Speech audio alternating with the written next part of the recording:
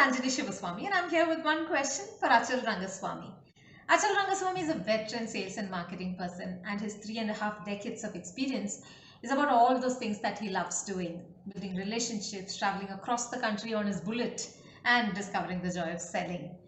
He was once caught by a group of dacoits, and you won't believe he did not just convince them to leave him, but they actually said, "Meet us every time you pass by." That is artful salesmanship. One of the highlights of his career has been how he led Bell Ceramics reach its 100 crore turnover milestone before the target time. This was pulled off during very rough market conditions, but none of his team members left him during this time. And that makes me ask, Rangasa, how do we establish trust and confidence even in the most unfavorable conditions? How does one earn trust?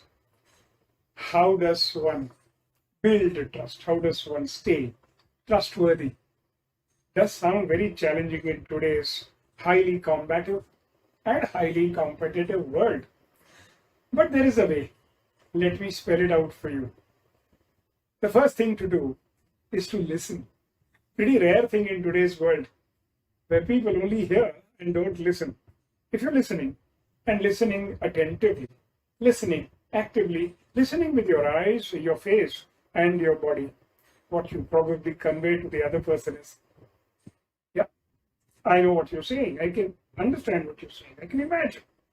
Leading naturally to the next step, which is empathy, conveying empathy. When you're conveying empathy, what are you saying? Very simple. I can feel your pain. I can sense your worries. Empathy is like getting into the other person's shoes. And remember, to get into somebody else's shoes, you need to learn to remove your own, which really means shedding your outer layer, shedding your ego, being one with the other person. And then you convey or give assurance, saying, I am there for you and I'll be there for you through rough and smooth times. I can never forget a scenario. Recession times, long-term recessionary trends, and acting as the head of sales and marketing in a building materials company, I could sense the men feeling like throwing in the towel when the industry wasn't picking up at all. But that was the time I think I just uttered one simple thought. I am around, I shall be around. There is a tunnel. I don't know the length, but I do know that there is light at the end of this tunnel.